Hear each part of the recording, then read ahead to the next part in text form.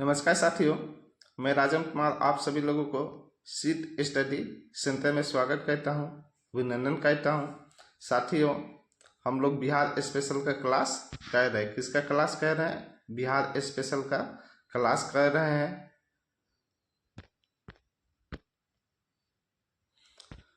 Bihar special का 14 class आप लोगों को पहले मैं करवा चुका हूं। 14 क्लास हो चुका है। आज का ये 15 क्लास है।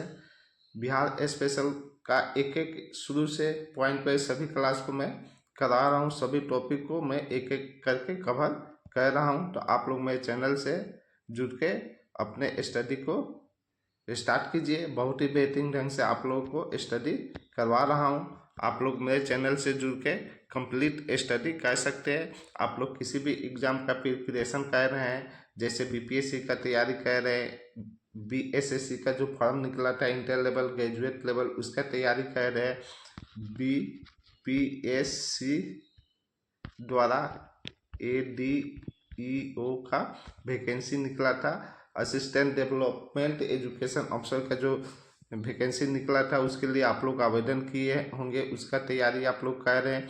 या SSC any other exams of Bihar, किसी भी दूसरे बिहार के एग्ज़ाम का तैयारी कर रहे हैं, या ऑल अदर्स कॉम्पिटिटिव एग्जाम्स यानी किसी भी स्टेट का पीसीएस का तैयारी आप कर रहे हैं, किसी भी स्टेट का एग्ज़ाम का तैयारी कर रहे हैं, तो आप लोग मेरे चैनल से जुड़ के अपना स्टडी कर सकते हैं। बहुत ही बेहतरीन ढंग से एक एक करके आप लोग को मैं स्टडी करवा रहा हूँ। आप लोगों को शुरू से करवा रहा हूँ, जो भी पॉइंट है एकदम स्टार्टिंग से करवा रहा हूँ। तो आप लोग मेरे चैनल से जुड़ के शुरू से क्लास कीजिए, तभी आप लोग को समझ में आएगा। कल के क्लास में हम लोग देखेंगे हरेक वंश। 14 जो क्लास कराए थे उसमें क्या देखे थे? हरेक वंश को स्टार्ट किए थे। किसको स्टार्ट किए थे दोस्त? हरेक वंश को स्टार्ट किए थे। हरेक वंश के संस्थापक कौन था? हरेक वंश के संस्थापक आपका बिंबिसार था। कौन था? बिंबिसार था। कौन था दोस्तों? हरेक वंश का संस्थापक आपका बिंबिसार था। कौन था दोस्तों? बिंबिसार था। आप लोग को यहाँ पर स्पष्ट नजर नहीं आ रहा है तो हम चेंज कर देते हैं इसका कलर। यहाँ पे कौन था? हरेक वंश का संस्थापक बिंबिसार था। कौन था दोस्तों? बिंबिसार था। बिंबिसार किसका पुत्र था? बिंबिसार का पिता का क्या नाम था? महीय था। क्या नाम था? महीय। बिंबिसार के पिता का नाम क्या था? महीय था। बिंबिसार को क्या था? एक आपका शुरू में आपको बता चुके हैं कल के जो कहानी, इसका क्या एक कहानी था, क्या इतिहास था, कैसे बिंबिसार आपका मगध के गद्दी पे विराजमान होता है, मगध के गद्दी पे बैठता है। तो आप लोग वो क्लास जाके कल के क्लास कीजिए। बहुत ही बेहतरीन ढंग से बताए थे। बिंबिसार क्या था? आपका 13 वर्ष के आयु में गद्दी पे बैठा। कितने वर्ष की आयु में बिंबिसार गद्दी पे बैठा दोस्तों? 13 वर्ष की आयु में गद्दी पे बैठा और 500 कितना में 545 ईसा पूर्व में 545 ईसा पूर्व में वो क्या किया? हर्यक वंश की स्थापना किया। किसका किया? हर्यक वंश की स्थापना कहता है। क्या कहता है? बिंबिसार स्थापना कहता है। महज 13 वर्ष की, कितने वर्ष की? महज 13 वर्ष की आयु में वो क्या कहता है? 13 वर्ष की आयु में वो विराजमान होता है गद्दी पे। कितने वर्ष की आयु में? 13 वर्ष की आयु में क्या होता है? वो गद्दी पे बैठता है और क्या कहता है? हरेक वंश की स्थापना कहता है। क्या कहता है दोस्तों? हरेक वंश की स्थापना कहता है। कल के क्लास में बताए थे कि ये जो बिंबिसार था क्या था आपका? बिंबिसार ये किसके समकालीन थे? 3 आदमी का समकालीन था। पहला किसके?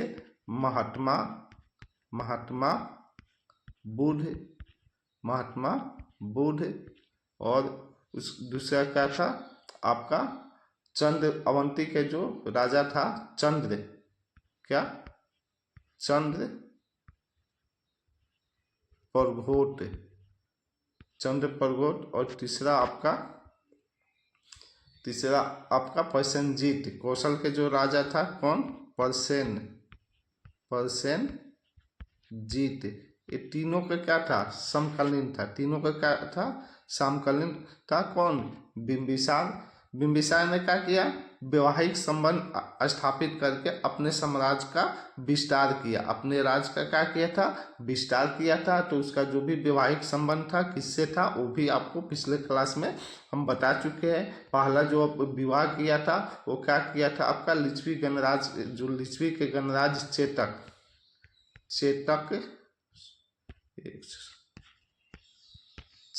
लिच्छवी के जो गणराज था, चेतक के पुत्री कौन थी? चेलना। चेतक के पुत्री चेलना से किया था। दूसरा जो विवाह किया था आपका कौशल के जो राजा थे प्रसेनजीत। कौन थे? एक किसके समकालीन था? प्रसेनजीत के समकालीन था। वही कौशल के राजा प्रसेनजीत की बहन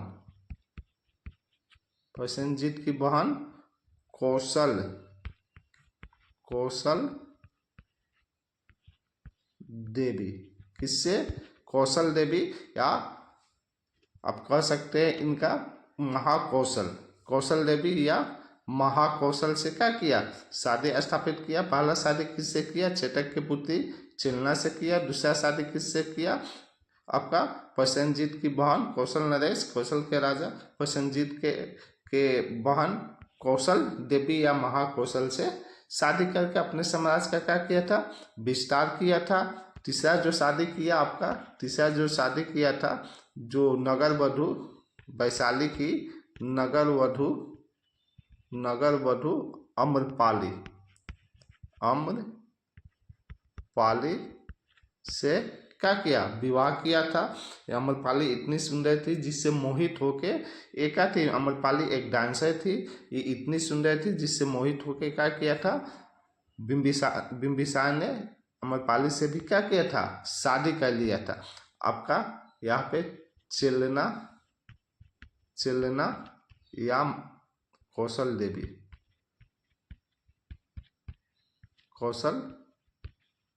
देवी से जो पुत्र उत्पन्न हुआ था, यानी कहा जाता है कि बिंबिसार और चेलना के पुत्र का क्या नाम था? आपका अजातशत्रु। क्या नाम था? अजातशत्रु।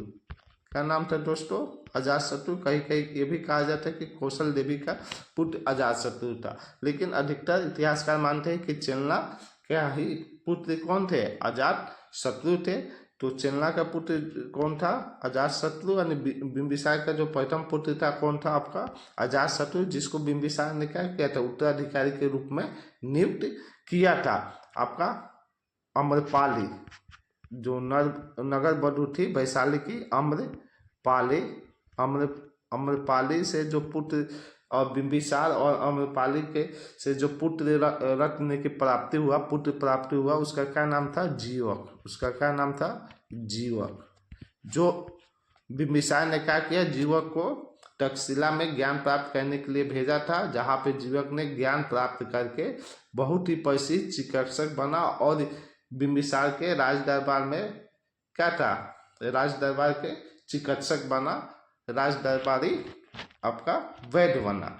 तो दोस्तों ये तो कल के क्लास में जो कुछ कराए थे उसका सारांश आपको बता दें कि कल के क्लास में हमने क्या क्या कराए थे। बिंबिसार के बारे में जो भी पॉइंट था, जो एग्जाम किसी भी एग्जाम की तैयारी कर रहे, एग्जाम में प्रश्न जो आने की संभावना होता है, सभी को पॉइंट वाइज एक एक करके आपको करा दिए है। आज के क्लास में हम जो तीन जो प्रमुख राजा हुए थे हर्यक वंश के जो 3 राजा हुए थे, पहला बिंबिसार, कौन? बिंबिसार। दूसरा आपका अजातशत्रु। तीसरा आपका उदयन। तीसरा आपका क्या था? उदयन था। तो बिंबिसार के बारे में तो संपूर्ण जानकारी आपको पिछले क्लास में दे दिए हैं। अगर आप लोग वो क्लास नहीं किए हैं तो मेरे चैनल पे जाइए, चैनल के प्ले लिस्ट में जाके आप लोग क्लास कीजिए, या मैं उसका लिंक वीडियो के डिस्क्रिप्शन में डाल देंगे, आप लोग वहां से भी क्लास को कर सकते हैं। जो भी फ्रेंड्स मेरा क्लास कर रहे हैं कृपया आप लोग वीडियो को लाइक और शेयर कर दीजिए, और जो भी फ्रेंड्स मेरे चैनल पर नए जुड़े हैं कृपया आप चैनल को सब्सक्राइब कर लीजिए, क्योंकि मेरे द्वारा जो भी महत्वपूर्ण जानकारी दिया जाएगा, क्लासेस करवाया जाएगा, उसका ससमय आपको नोटिफिकेशन मिलता रहेगा। आप लोगों के एक लाइक और शेयर से हमें क्या मिलेगा, प्रसन्नता मिलेगा, अच्छे से अच्छे कंटेंट्स प्रोवाइड कराने में हमको रुचि होगा, और आप लोगों को अच्छे से अच्छे कंटेंट्स भी प्रोवाइड करवा रहे हैं और करवाते रहेंगे।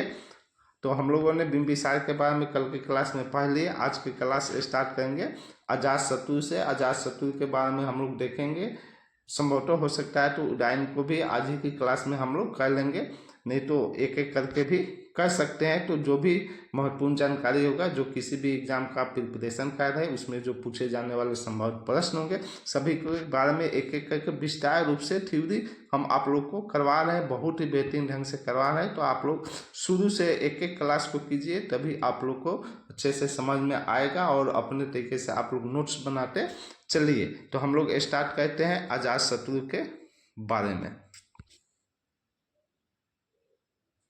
दोस्तों यहाँ पर आप लोग देख सकते हैं अजातशत्रु। यहाँ पे एक बात और आपको बता दें, ये जो बिंबिसार था, बिंबिसार ने आपको कितने वर्ष तक शासन किया था? 52 वर्ष तक, लंबे समय तक ये शासन किया था। और इसका जो मृत्यु हुआ था कब हुआ था? 493 ईसा पूर्व में हुआ था। 493 ईसा पूर्व में बिंबिसार का क्या हुआ था?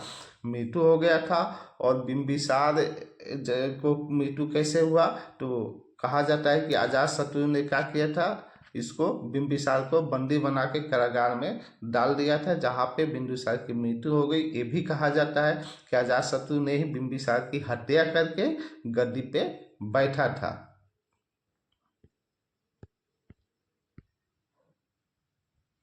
दोस्तों तो यहाँ से स्टार्ट करते हैं। देखिए अजातशत्रु का शासनकाल क्या है? 492 ईसा पूर्व से आपका 460 ईसा पूर्व तक अजातशत्रु का शासनकाल अगर पूछ दे तो क्या है? अजातशत्रु का शासनकाल 492 ईसा पूर्व से लेकर 460 ईसा पूर्व तक इसका शासनकाल रहा है। यहाँ पे देखते हैं पॉइंट वाइज एक एक करके देखते हैं। बिंबिसार के बाद हर एक वंश के गद्दी यानी मगध के सिंहासन पर अजातशत्रु बैठता है। कौन बैठता है दोस्तों? अजातशत्रु बैठता है। आगे देखेंगे, अजातशत्रु का उपनाम कुनिक था। अगर एग्जाम में प्रश्न आ जाए कि अजातशत्रु का उपनाम क्या था, तो कुनिक था। अर्थात इसके बचपन का नाम क्या था? कुनिक था। इसके बचपन का नाम क्या था दोस्तों? कुनिक था। इसके आगे देखते हैं, इसको लिच्छवी दोहित्रा के नाम से भी जाना जाता है। इसको किस नाम से भी जाना जाता है? इसका बचपन का क्या नाम था? कुनिक था। क्या नाम था? अगर एग्जाम में प्रश्न आए कि अजातशत्रु का बचपन का नाम क्या था? कुनिक था। और इसको किस और नाम से जाना जाता है? तो दोहित के नाम से जाना जाता है। किसके नाम से? दोहित के नाम से, या आप दोहित्र भी कह सकते हैं। दोहित्र के नाम से भी जाना जाता है, क्योंकि यह अपने पिता का क्या किया था? हत्या करके गद्दी पे बैठा था, जिस कारण इसको दोहित या दोहित्र के नाम से भी क्या जाना जाता है। बचपन का नाम क्या था? कुनिक था। इसको दोहित पुत्र के नाम से भी जाना जाता है। यानी दोहित पुत्र के नाम आपको बता दिए कि पिता की हत्या करने के उपरांत ही ये क्या किया था? गद्दी पे बैठा था, जिस कारण इसको वेदिही पुत्र के नाम से भी जानते हैं। किसके नाम से जानते हैं दोस्तों? वेदिही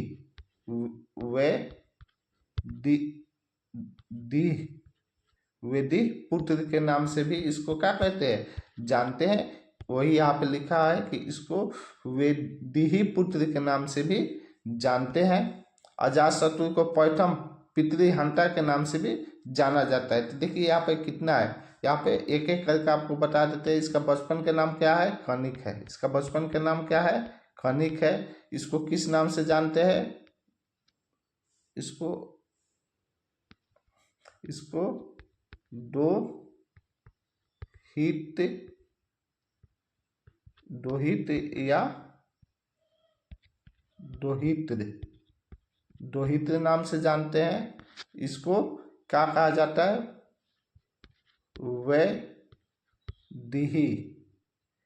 वैदिही कहा जाता है, या इसको और क्या, पितृहंता का प्रथम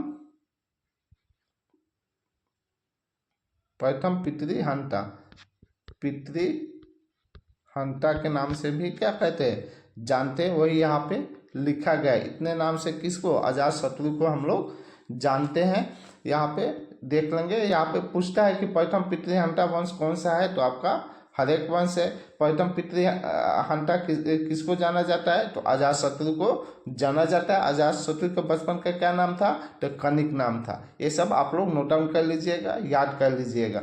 आगे देखते हैं, इसकी माता महाकौशल्या थी। इसकी माता कौन थी, महाकौशल्या। आपको बता दिए कि चिलना को भी इसकी माता कहीं कहीं मिलता है, कहीं कहीं महाकौशल्या यानी कौशल देवी को भी मानते हैं। तो अगर प्रश्न आए जहाँ पे जो भी ऑप्शन आए उसको आप लोग टिक अप कर दीजिएगा।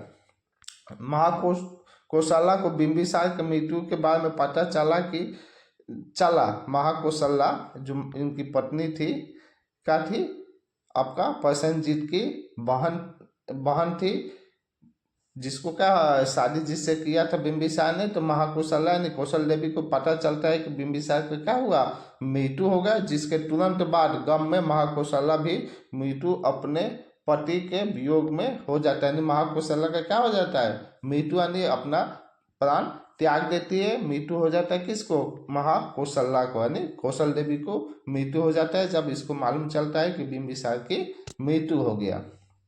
आगे देखते हैं, जिसके बाद प्रसेनजीत ने काशी पर पुनः अधिकार कर लिया। जिसके बाद प्रसेनजीत ने क्या किया था, काशी को जो दहेज के रूप में बिंबिसार को दिया था, तो वो देखा कि अजातशत्रु ने क्या किया, अपने पिता की हत्या कर दिया और मेरी बहन भी उसके वियोग में क्या हो मर गई। जिस कारण प्रसेनजीत ने क्या किया, आक्रमण किया, चढ़ाई किया काशी पे, और काशी को क्या किया, अपने अधिकार में पुनः कर लिया। आगे देखते हैं, जिसकी जानकारी अजातशत्रु को हुआ, तो इसकी जानकारी क्या हुआ, अजातशत्रु को हुआ, तो अजातशत्रु ने कौशल पर चढ़ाई कर दिया। और इसकी जानकारी क्या हुआ कि प्रसेनजीत ने क्या किया, जो काशी को दहेज में दिए थे उसको क्या किया, अधिकार में कर लिए। तो अजातशत्रु ने क्या किया, कौशल पे चढ़ाई कर दिया, जिससे प्रसेनजीत और अजातशत्रु दोनों के बीच क्या हुआ, संघर्ष हुआ, लड़ाई हुआ। और इस दोनों के बीच में क्या हुआ, लड़ाई होता है दोस्त, जिसमें अजातशत्रु जीत जाता है। जिसमें अजातशत्रु का क्या होता है, जीत जाता है, अजातशत्रु विजय होता है और प्रसेनजीत को हार का सामना करना पड़ता है। तो यहाँ पे एक कहानी की तरह आप लोग को दिए, आप लोग को ऐसे ही कहानी के रूप में याद हो जाएगा। आप लोग को ज़्यादा दिमाग पे जोर नहीं डालना है। यहाँ पे एक एक पॉइंट ऐसे आपको बताएंगे कि कहानी की तरह आपको पढ़ते समय ही याद हो जाएगा। यहाँ पे आप लोग देख लिए कि क्या हुआ, प्रसेनजीत ने जब बिंबिसार की मृत्यु होता है तो प्रसेनजीत की बहन कौशल देवी उसके गम में अपना प्राण त्याग देती है, वो भी मर जाती है। जिस कारण क्या कहता है, जो दहेज में कौशल को प्रसेनजीत ने दिए थे उस पर क्या कहते हैं, अधिकार कर लेते हैं। जिसकी जानकारी किसको होता है, अजातशत्रु को होता है। तो अजातशत्रु ने क्या कहता है, कौशल पे चढ़ाई कर देता है, जिसमें अजातशत्रु प्रसेनजीत को क्या कहता है, हरा देता है और वो विजयी होता है।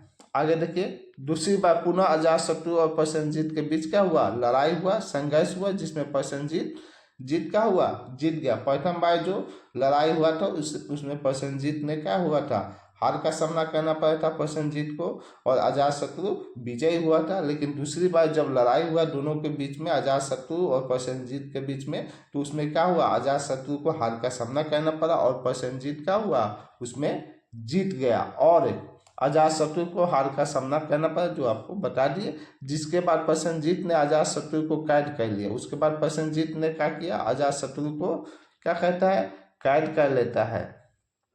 इतना आप लोग समझ गए होंगे, नोट डाउन कर लिए होंगे। आगे देखते हैं, प्रसेनजीत के पुत्री का नाम वजीरा था। प्रसेनजीत का पुत्री का नाम क्या था? वजीरा। क्या था दोस्तों? वजीरा था। प्रसेनजीत के पुत्री का नाम क्या था? वजीरा था। इसके कहानी आपको अभी बता रहा हूं दोस्तों। एक क्या किया प्रसेनजीत ने और अजातशत्रु के बीच में दूसरी बार क्या हुआ था? लड़ाई हुआ था, जिसमें प्रसेनजीत ने अजातशत्रु को क्या किया था? अजात शत्रु को क्या किया था? कैद कर लिया था। तो ये क्या था? कारागार में कैद था, जेल में बंद था। और प्रसेनजीत के पुत्री का क्या नाम था? वजीरा था। क्या नाम था? वजीरा था। अब जाहिर सी बात है कि जब कैद है तो वजीरा वहां पे घूम रही थी, तो वजीरा से क्या हो जाता है? इसका अजातशत्रु का प्रेम हो जाता है। और प्रेम होता है तो क्या होता है? बाद में शादी भी हो जाता है, जो यहाँ पे आप लोग एक एक करके आप लोग को बताएंगे।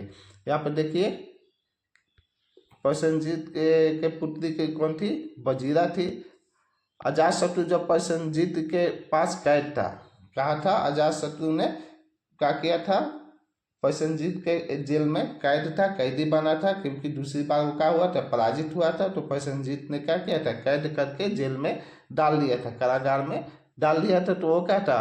कैद था। उसी समय वजीरा से प्रेम प्रसन्न हो गया। वजीरा से क्या हुआ? वजीरा जाती होगी प्रसेनजीत से, थी अजातशत्रु से मिलती होगी, या कहीं वहां पे घूमती होगी, भ्रमण करती होगी, जिस कारण क्या हुआ? दोनों को आपस में बातचीत हुआ होगा, संपर्क हुआ होगा, और क्या हुआ होगा? दोनों के बीच में प्रेम प्रसंग हो गया। दोनों के बीच में क्या हुआ? प्रेम प्रसंग हो गया, जिसकी जानकारी प्रसेनजीत को हुई। अब दोनों के बीच में प्रेम प्रसंग चलने लगा, जिसकी जानकारी किसको होता है? प्रसेनजीत को होता है। तब प्रसेनजीत ने शर्त के आधार पर अपनी बेटी का विवाह अजातशत्रु से कर दिया। उसके बाद क्या किया? प्रसेनजीत ने शर्त के आधार पे अपनी पुत्री का विवाह अजातशत्रु से करता है, और तभी अजातशत्रु वहां से क्या होता है? बरी होता है। फिर अजातशत्रु को छोड़ देता है। तो अजातशत्रु भी अपने पिता की तरह क्या कर रहा है? वैवाहिक संबंध स्थापित कर रहा है। इसके पिता ने क्या किए थे? बिंबिसार ने वैवाहिक संबंध करके अपने साम्राज्य को बढ़ाया था। फिर अजातशत्रु ने भी क्या किया? देखिए, वैवाहिक संबंध स्थापित किया, और ये भी अपने समाज को बढ़ाएगा। तो यहाँ पे क्या कहता है? वजीरा से क्या कहता है? अजातशत्रु ने वजीरा से शादी कर लेता है। शर्त के आधार पे प्रसेनजीत ने अपनी बेटी की शादी कर दिया। आगे देखिए, प्रसेनजीत ने अजातशत्रु से अपनी बेटी वजीरा का विवाह कर दिया, और काशी को पुनः उपहार के तौर पे अजातशत्रु को दे दिया। देखिए, काशी के लिए ही क्या हुआ था? लड़ाई हुआ था। काशी के लिए ही क्या हुआ था? लड़ाई हुआ था। ये काशी को क्या किसने उपहार दिया था? प्रसेनजीत ने उपहार दहेज के तौर पे बिंबिसार को दिया था। अपनी बहन कौशल देवी की शादी किया था। तो फिर जब बिंबिसार की मृत्यु होती है, कौशल देवी भी मर जाती है गम में, वियोग में। तो प्रसेनजीत ने क्या किया? काशी को फिर अधिकार कर लेता है, जिसकी बात क्या होता है? अजातशत्रु को मालूम चलता है। तो अजातशत्रु ने क्या कहता है? कौशल पे चढ़ाई करता है और प्रसेनजीत को हरा देता है। क्या कहता है? प्रसेनजीत को हरा देता है। पुनः दूसरी बार प्रसेनजीत और अजातशत्रु के बीच में क्या होता है? युद्ध होता है, लड़ाई होता है, जिसमें प्रसेनजीत ने क्या कहता है? विजय हासिल करता है, और अजातशत्रु को कैद बना के कारागार में डाल देता है, जहाँ पे प्रसेनजीत की पुत्री वजीरा और अजातशत्रु के बीच में प्रेम प्रसंग होता है। और प्रेम प्रसंग होने की जानकारी जब प्रसेनजीत को होता है, तो प्रसेनजीत ने अजातशत्रु से अपनी पुत्री वजीरा से विवाह कर देता है, और काशी को पुनः क्या कहता है? उपहार के तौर पे अजातशत्रु को लौटा देता है। तो एक कहानी आप लोगों को बहुत ही अच्छे तरह से समझ में आ रहा होगा। कहानी के तौर पे आप लोग को मैं पढ़ा रहा हूँ, जो एक ही बार में आप लोग को याद हो जाएगा। वही यहाँ पे लिखा हुआ है कि प्रसेनजीत ने अजातशत्रु को अपनी बेटी वजीरा से विवाह कर दिया, और काशी को पुनः उपहार के तौर पे अजातशत्रु को लौटा दिया। आगे देखते हैं। अजातशत्रु ने अपने साम्राज्य विस्तार की नीति को चरम टोकस तक पहुंचा दिया।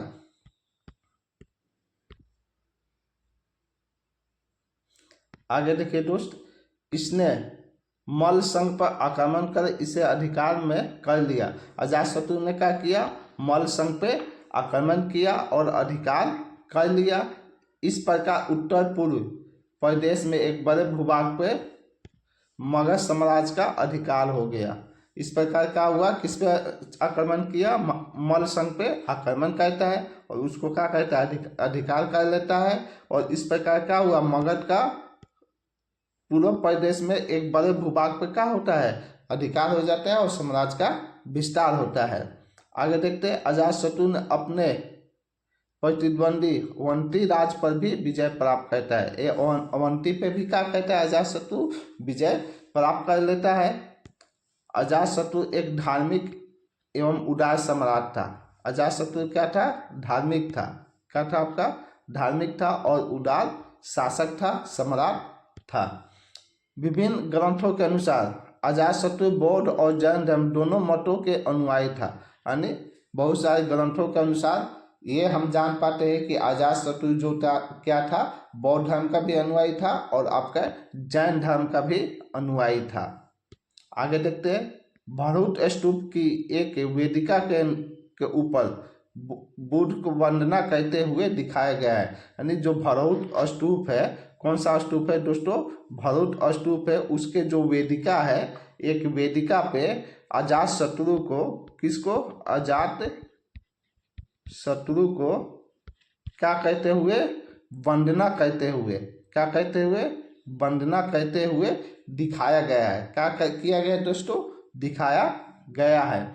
भरूच स्तूप ईंट से निर्मित है। ये जो भरूच स्तूप है आपका किससे निर्मित है, ईंट से निर्मित है। ये स्तूप मध्य प्रदेश के सतना में है। तो एग्जाम में पूछता है कि भरूच स्तूप का निर्माण किससे कराया गया है, तो ईंट से कराया गया। ये कहाँ पे है, तो आपका मध्य प्रदेश के सतना में है। कहाँ पे दोस्तों, मध्य प्रदेश के सतना में आपको भरूच स्तूप देखने को मिलेगा, जहाँ पे अजातशत्रु ने क्या किया, अजातशत्रु को आपको बौद्ध धर्म का क्या है, वेदिका है, जहाँ पे अजातशत्रु को का वेदिका के ऊपर बुद्ध को क्या कहते हैं, महात्मा बुद्ध को वंदना करते हुए दिखाया गया है। क्या कहते हुए, महात्मा बुद्ध को वंदना करते हुए इसी भरूच स्तूप पे दिखाया गया है, जो सतना में, आपके मध्य प्रदेश के सतना में है।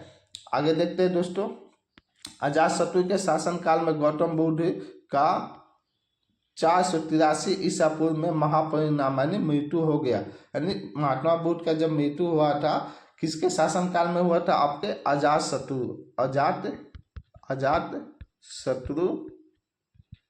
के शासनकाल में ही कब हुआ था, 483 ईसा पूर्व में हुआ था। कब हुआ था दोस्तों, 483 ईसा पूर्व में हुआ था। जब महात्मा आपको बौद्ध धर्म के बारे में आपको पढ़ाएंगे तो बहुत ही बेहतरीन ढंग से महात्मा बुद्ध के बारे में पढ़ाएंगे। आप लोग क्लास में बने रहिएगा, क्लास करते रहिए, एक एक क्लास को कीजिए, तभी समझ में आएगा। बहुत ही अच्छे तरीके से आप लोग को कंटेंट्स प्रोवाइड करवा रहा हूँ। हम पहले स्टडी करते हैं, फिर नोट्स बनाते हैं, फिर तब जाकर आप लोग को कंटेंट्स प्रोवाइड कराते हैं। हम भी जॉब करते हैं, हम कहीं जॉब करते हैं, समय निकाल के आप लोगों को कंटेंट्स बना के आप लोग को पढ़ा रहे हैं। तो आशा करते हैं कि आप लोग मन लगा के पढ़िए और साथ ही साथ वीडियो को लाइक और शेयर भी करते चलिए, जिससे हमें और भी पढ़ाने में रुचि होगा, अच्छे से अच्छे कंटेंट्स आप लोग को प्रोवाइड करवा पाएंगे। देखिए दोस्त, क्या लिख रहा है कि अजातशत्रु के शासनकाल में गौतम बुद्ध का 483 ईसा पूर्व में महापरिनिर्वाण यानी मृत्यु हो गई थी सप्तपर्णी गुफा में। कहाँ पे, यहाँ पे हो गई थी सप्तपर्णी गुफा में। और महावीर स्वामी का 468 ईस्वी में, 468 ईसा पूर्व में, 468 ईसा पूर्व में मृत्यु हो गई। इतना समझ गए। दोनों का जो बौद्ध धर्म का संस्थापक है, बौद्ध धर्म से संबंधित महात्मा बुद्ध है, और जैन धर्म से संबंधित आपका महावीर स्वामी है। तो महावीर स्वामी और महात्मा बुद्ध का जो मृत्यु होता है अजातशत्रु के ही शासनकाल में होता है। दोनों का मृत्यु अजातशत्रु के ही शासनकाल में होता है। महात्मा बुद्ध का होता है 483 ईसा पूर्व, 483 ईसा पूर्व में होता है, और महावीर स्वामी महावीर का आपका 468 ईसा पूर्व में होता है।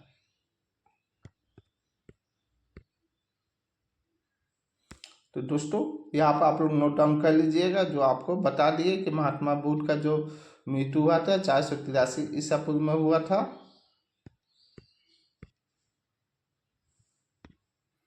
और जो महावीर स्वामी का मृत्यु कब हुआ था 468 ईसा पूर्व में हुआ था। इस दोनों बात को आप लोग नोट डाउन कर लीजिएगा। अजातशत्रु के शासनकाल में ही दोनों आदमी का मृत्यु हुआ था। इसने अपने शासनकाल में 8वें वर्ष में बुद्ध के महापरिनिर्वाण के बाद अपने अवशेषों पर राजगिरी के स्तूप का निर्माण करवाया। सॉरी, यहाँ पे उनके अवशेषों पे, अपने नहीं। यहाँ पे क्या देखिएगा आप लोग कि इसने अपने शासन का 8वें वर्ष, यानी ये जो शासन कर रहा था तो 8वें वर्ष में, कब 8वें वर्ष में बुद्ध के महापरिणाम यानी बुद्ध के मृत्यु होने के बाद उनके अवशेषों का, यानी महात्मा बुद्ध का जो अवशेष था उस अवशेषों पर राजगीर में, कहाँ पे, राजगिरी में एक स्तूप का निर्माण करवाता है। क्या करवाता है? निर्माण करवाता है। कौन करवाता है? अजातशत्रु करवाता है। कब? अपने शासन के 8वें वर्ष बाद। कब? अपने शासन के 8वें वर्ष बाद। एक कब बना? 492 ईसा पूर्व। कितने? 492 ईसा पूर्व में एक गद्दी पर बैठता है। तो इसमें से 8 आप घटाइएगा 492 में से,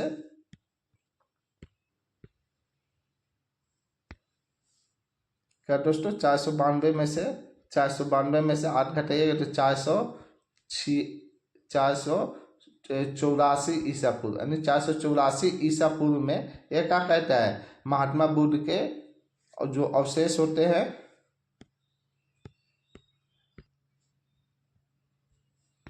महात्मा बुद्ध के अवशेष से क्या कहता है? एक स्तूप का निर्माण करवाता है। 83 मान सकते हैं कि उनके मृत्यु के बाद, यानी महात्मा बुद्ध के मृत्यु के बाद महात्मा बुद्ध के जो अवशेष होते हैं उनके अवशेष से क्या कहते हैं? राजगीर में एक स्तूप का निर्माण करवाता है। यानी अपने शासन के 8वें आप 8वें कर सकते हैं, 8वें वर्ष बाद महात्मा बुद्ध का क्या कहता है? एक स्तूप का राजगीर में निर्माण करवाता है उनके अवशेष से। आगे देखिए, अजातशत्रु के शासनकाल में प्रथम बौद्ध संगीति राजगरा यानी राजगीर में सप्तपर्णी गुफा में आपका 488 या 473 ईसा पूर्व में हुआ था, जिसकी अध्यक्षता महाकश्यप था। जिसका अध्यक्ष कौन था? महाकश्यप था। तो ये एग्जाम में पूछ देता है कि प्रथम बौद्ध संगीति कहाँ पे हुआ था? तो राजगीर में हुआ था। आप लोग इसको याद कीजिएगा। प्रश्न ऐसे आता है कि प्रथम बौद्ध संगीति कहाँ हुआ था?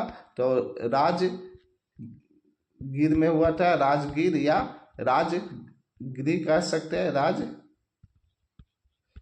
में हुआ था। किसके शासनकाल में हुआ था? तो अजातशत्रु के शासनकाल में हुआ था। किसके शासनकाल में दोस्तों? अजातशत्रु के शासनकाल में हुआ था। कहाँ पे हुआ था? तो राजगीर के सप्तपर्णी गुफा में हुआ था। कहाँ पे? राजगीर के सप्तपर्णी गुफा में हुआ था। कब हुआ था? तो आप लोग देख लीजिएगा, 488 ईसा पूर्व रहे या 473 ईसा पूर्व, जो भी ऑप्शन मिले उस पर आप लोग टिक कर दीजिएगा। इसका अध्यक्ष कौन था? तो महाकश्यप था। कौन था? महाकश्यप था। कौन था?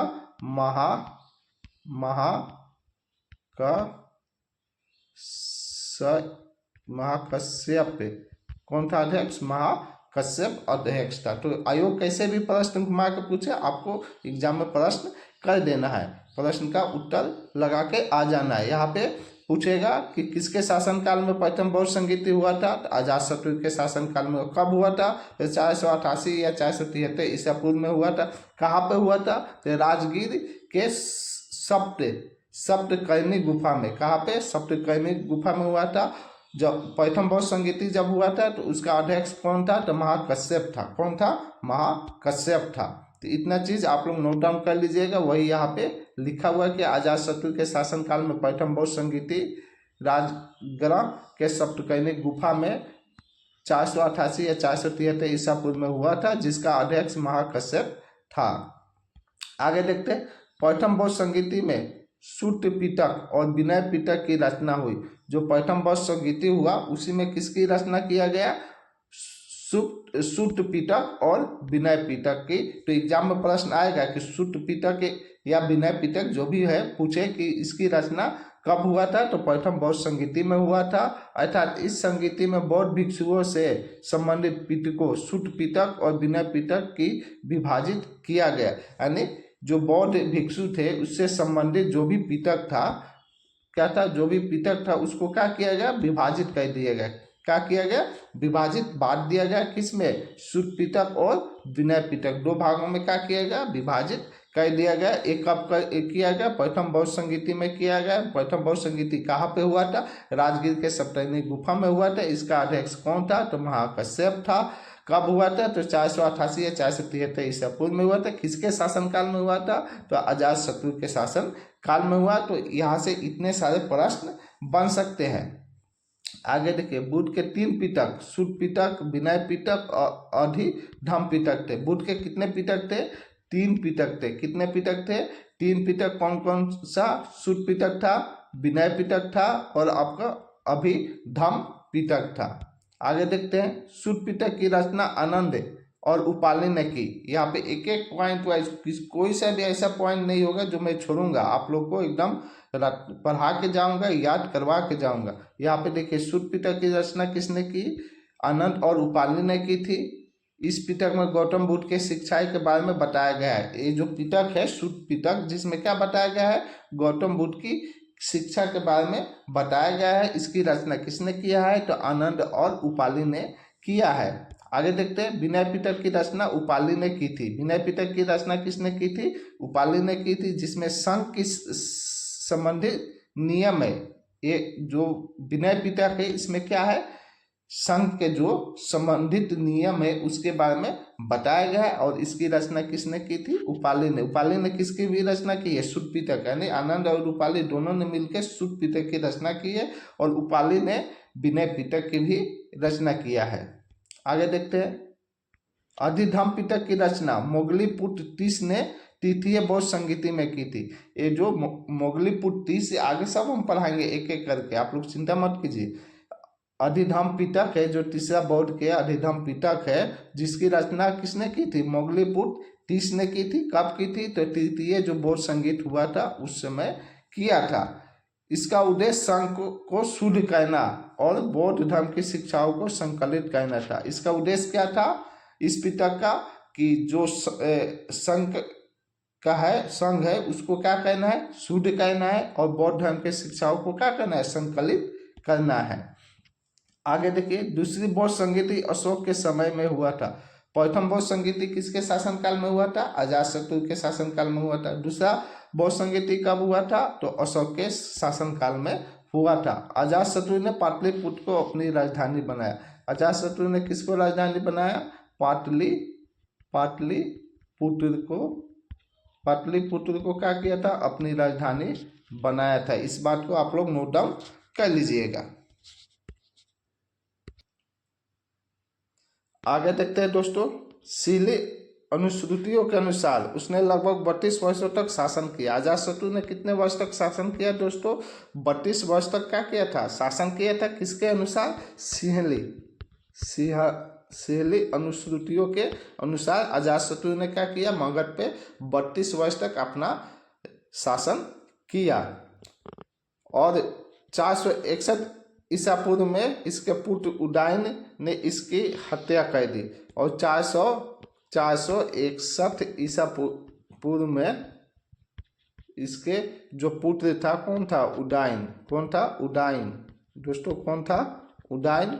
उदयन ने क्या कहता है? अपने पिता अजातशत्रु को क्या कहता है? हत्या कर देता है और हत्या करके गद्दी पे बैठ जाता है। तो आपको बताए थे कि पितृहंता वंश इसलिए कहते हैं हर एक वंश को, क्योंकि इसके जितने भी शासक हुए वो सब अपने पिता की हत्या करके ही गद्दी पे बैठे हैं, जिस कारण हर एक वंश को पितृहंता वंश के नाम से भी जानते हैं। अब प्रथम पितृहंता शासक किसको कहते हैं? अजातशत्रु को कहते हैं। तो दोस्तों ये जो भी अजातशत्रु के बारे में जानकारी था, एक एक महत्वपूर्ण जानकारी एक एक पॉइंट वाइज आपको मैं करवा दिए। आशा करते हैं कि आयोग कहीं से भी एग्ज़ाम को सेट करे। आप लोग मेरा क्लास कीजिएगा तो आप लोग को कोई भी प्रश्न नहीं छूटेगा। आप लोग को कहानी के तौर पे आप लोगों को क्लास करवा रहा हूँ, बहुत ही रोचक तरीके से क्लास करवा रहा हूँ, एक एक पॉइंट नहीं छोड़ रहा हूँ, बहुत ही डीपली तरीके से करवा रहा हूँ कि कहीं से भी प्रश्न आए आप लोग आसानी से एग्जाम में करके आइएगा। तो आप लोग मेरे चैनल से जुड़िए और क्लास को रेगुलर कीजिए, एक एक क्लास को कीजिए, तभी आप लोग को अच्छे तरीके से समझ में आएगा और अपने तरीके से नोट्स भी बनाते चलिए। तो दोस्तों आज के क्लास में हम यहीं पे समाप्त करेंगे। अजात शत्रु के बारे में बता दिए, अजात शत्रु के बारे में क्लास करवा दिए। तो कल के क्लास में हम लोग स्टार्ट करेंगे उडाइन, किसके बारे में, उडाइन के बारे में देखेंगे, उडाइन के बारे में देख लेंगे कल के क्लास में, क्योंकि ये क्लास लंबा हो जाएगा, जिस कारण आज ही इतना ही रहने देते हैं। कल के क्लास में दोस्तों मिलते हैं। जय हिंद, धन्यवाद।